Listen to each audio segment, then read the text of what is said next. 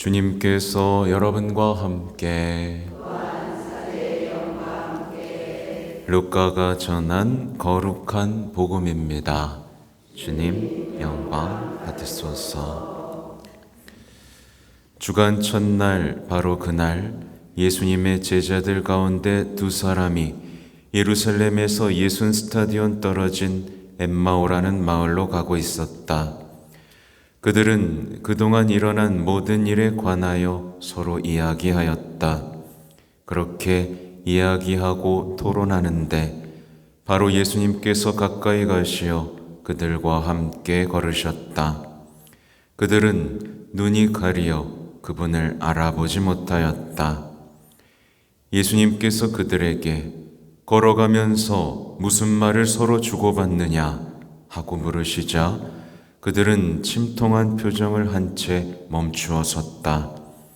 그들 가운데 한 사람, 클레오파스라는 이가 예수님께 예루살렘에 머물렀으면서 이 며칠 동안 그곳에서 일어난 일을 혼자만 모른다는 말입니까?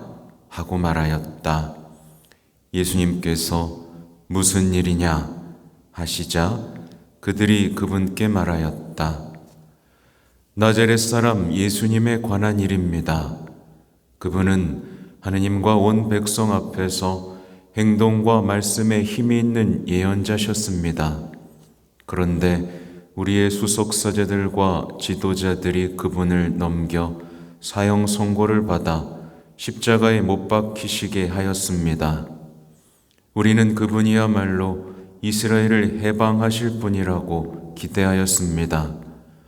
그 일이 일어난 지도 벌써 사흘째가 됩니다. 그런데 우리 가운데 몇몇 여자가 우리를 깜짝 놀라게 하였습니다. 그들이 새벽에 무덤으로 갔다가 그분의 시신을 찾지 못하고 돌아와서 하는 말이 천사들의 발현까지 보았는데 그분께서 살아계시다고 천사들이 일러주더랍니다. 그래서 우리 동료 몇 사람이 무덤에 가서 보니 그 여자들이 말한 그대로였고 그분은 보지 못하였습니다. 그때 예수님께서 그들에게 이르셨다. 아, 어리석은 자들아, 예언자들이 말한 모든 것을 믿는 데에 마음이 어찌 이리 굼뜨냐? 그리스도는 그러한 고난을 겪고서 자기의 영광 속에 들어가야 하는 것이 아니냐? 그리고 이어서 모세와 모든 예언자로부터 시작하여 성경 전체에 걸쳐 당신에 관한 기록들을 그들에게 설명해 주셨다. 그들이 찾아가던 마을에 가까이 이르렀을 때 예수님께서는 더 멀리 가려고 하시는 듯 하였다. 그러자 그들은 저희와 함께 묵으십시오. 저녁 때가 되어가고 날도 이미 저물었습니다. 하며 그분을 붙들었다. 그래서 예수님께서는 그들과 함께 묵으시려고 그 집에 들어가셨다. 그들과 함께 식탁에 앉으셨을 때 예수님께서는 빵을 들고 찬미를 들으신 다음 그것을 떼어 그들에게 나누어 주셨다. 그러자 그들의 눈이 열려 예수님을 알아보았다. 그러나 그분께서는 그들에게서 사라지셨다. 그들은 서로 말하였다. 길에서 우리에게 말씀하실 때나 성경을 풀이해 주실 때 속에서 우리 마음이 타오르지 않았던가? 그들이 곧바로 일어나 예루살렘으로 돌아가 보니 11 제자와 동료들이 모여 정녕 주님께서 되살아나시어 시몬에게 나타나셨다 하고 말하고 있었다. 그들도 길에서 겪은 일과 빵을 떼실 때에 그분을 알아보게 된 일을 이야기해 주었다. 주님의 말씀입니다.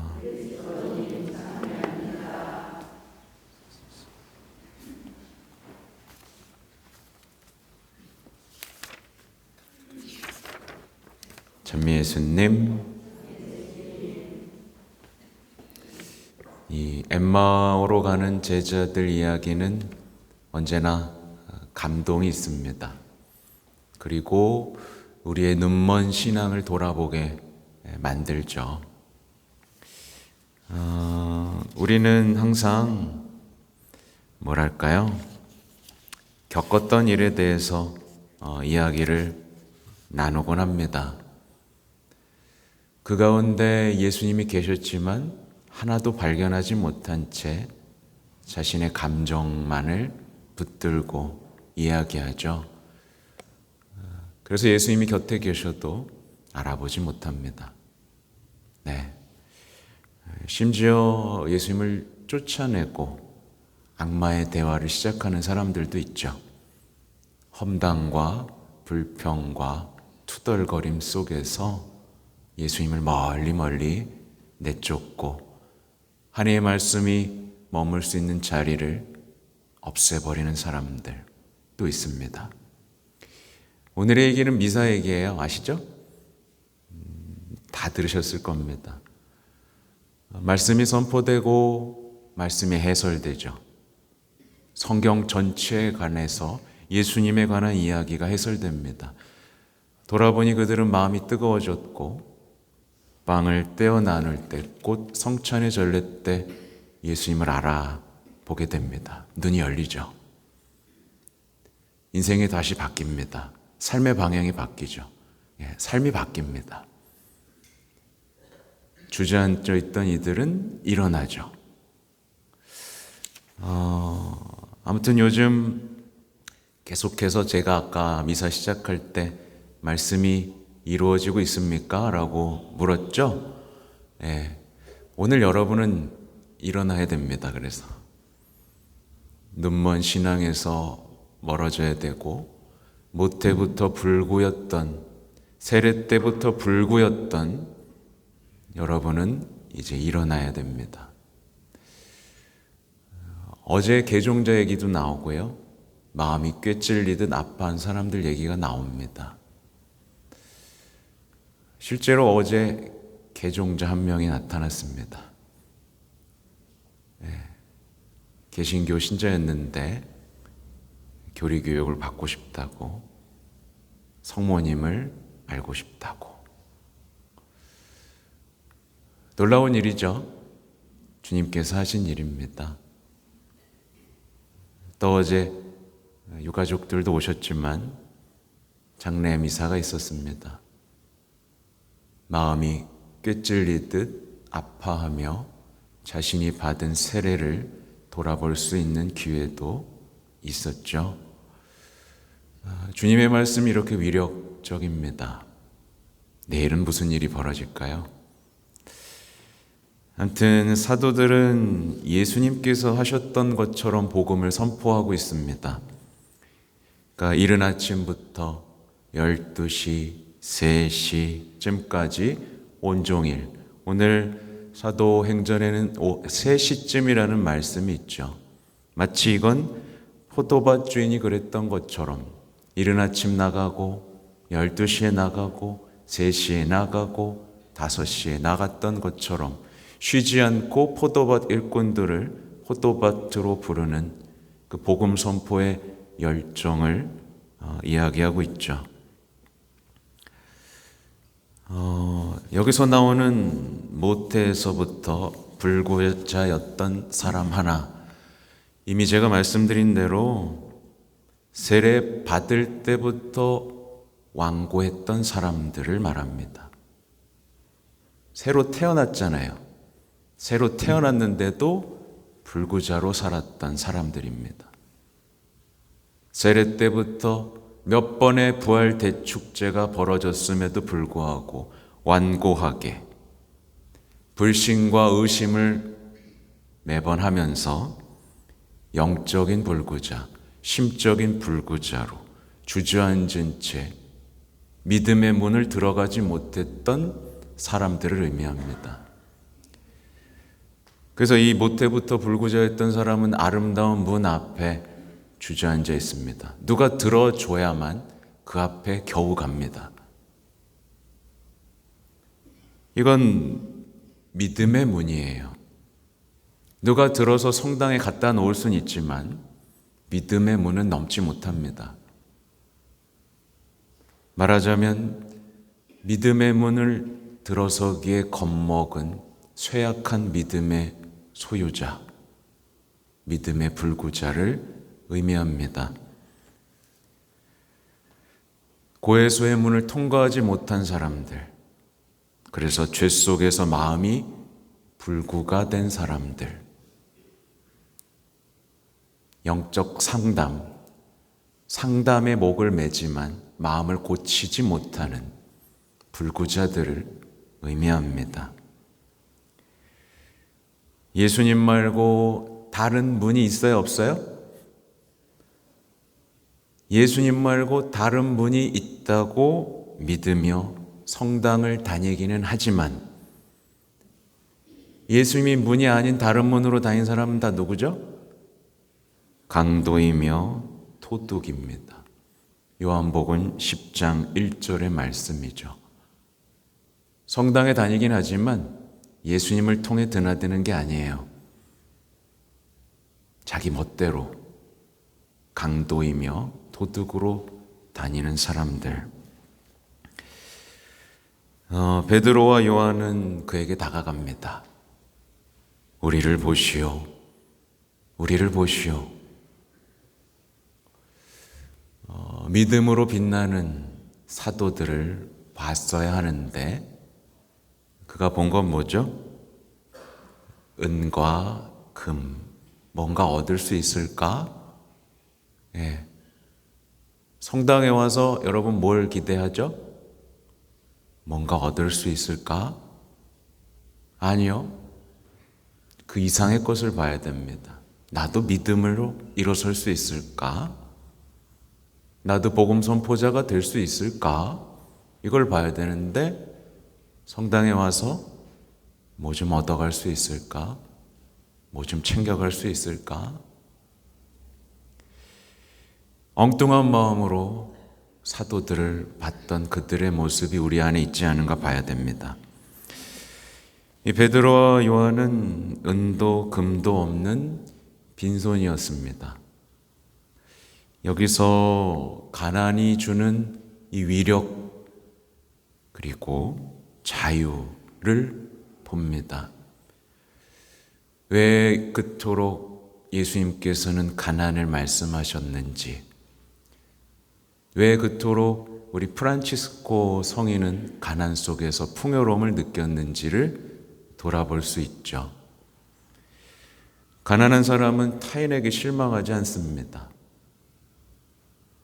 그가 무슨 말을 하든 실망하지 않습니다. 평화를 잃지 않죠. 가난한 사람들은 빼앗길 게 없습니다. 가난한 사람들은 예수님을 가질 수 있죠. 그래서 가진 것을 주잖아요. 가난한 사람들은 세상에 없는 것을 줄 수 있는 능력을 얻습니다. 부요함과 풍요로움을 누리죠.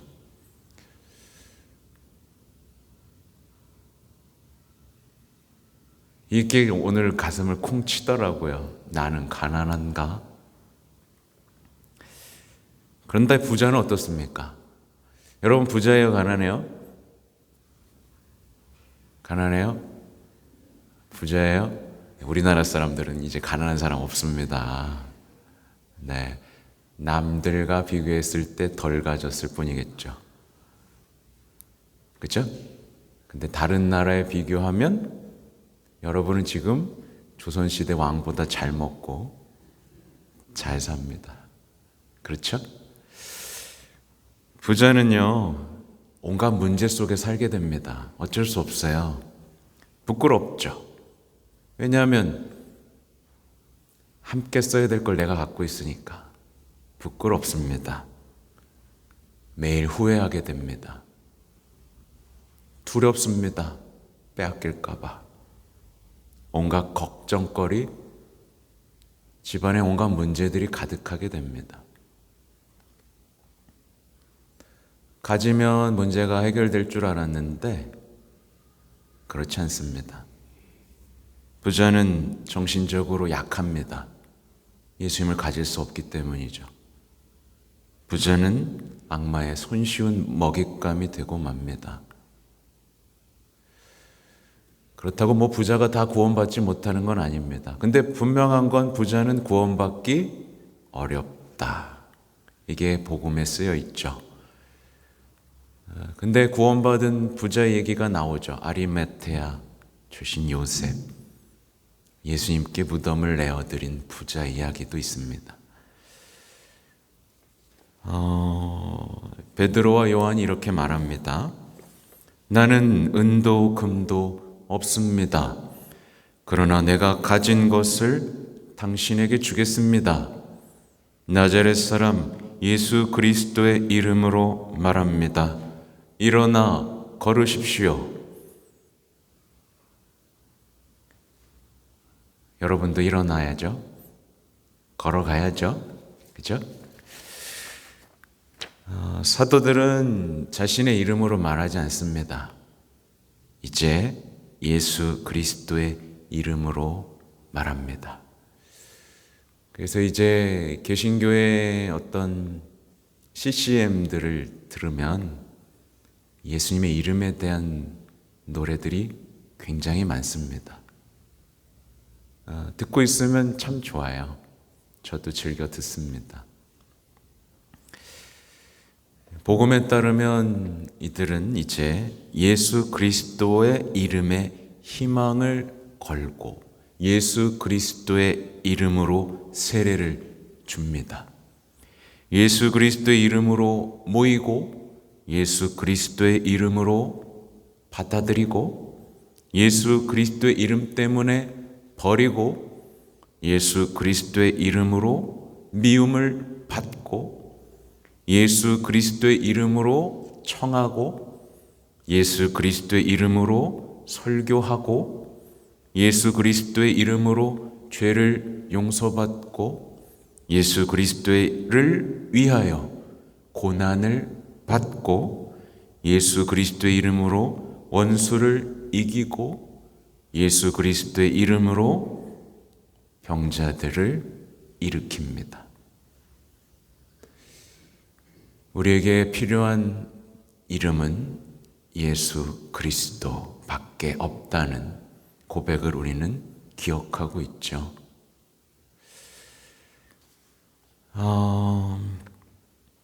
참 아름다운 이야기입니다.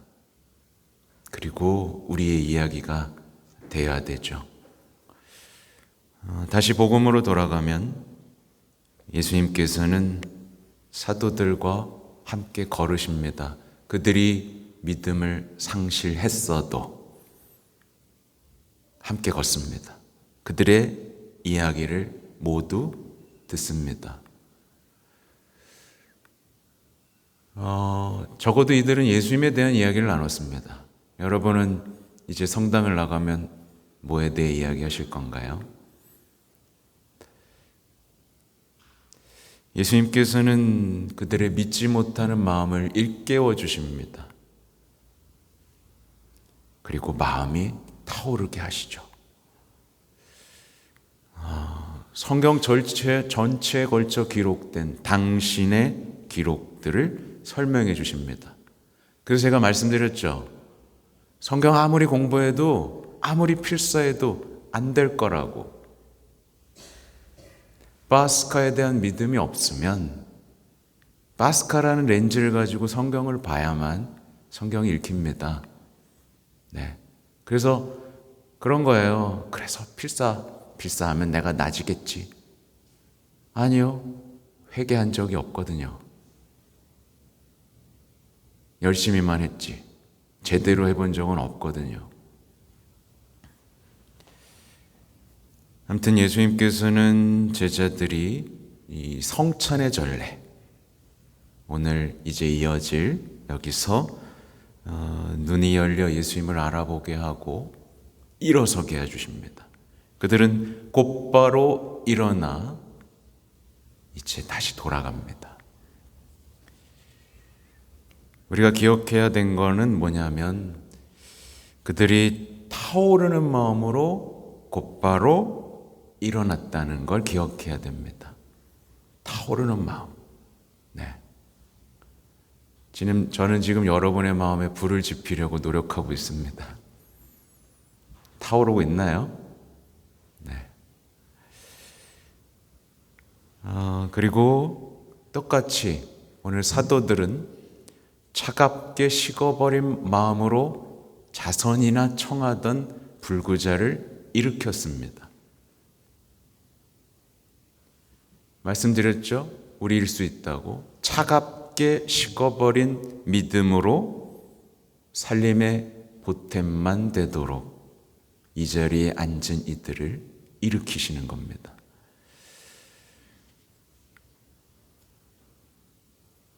돌아봐야 됩니다. 우리 역시 들것에 들려다니는 사람은 아닌가. 갖다 놔야만 겨우 문 앞에 앉아있는 사람이 아닌가. 또 토론만 하며 수다만 떨며 눈이 가려 예수님은 알아보지 못하는 사람은 아닌가. 기도 모임을 하면서도 예수님을 알아보지 못하는 사람은 아닌가 돌아봐야 됩니다. 오늘처럼 예수님에 관한 복음이 선포됐고 예수님에 관한 강론이 주어졌지만 아무것도 이해하지 못한 채 집으로만 향하는 사람은 아닌가도 돌아봐야 됩니다. 마음이 뜨거워지지도 눈이 열리지도 못한 채 집으로 터덜터덜 돌아가는 그리스도인이 되지 않기를 기도합니다. 아멘.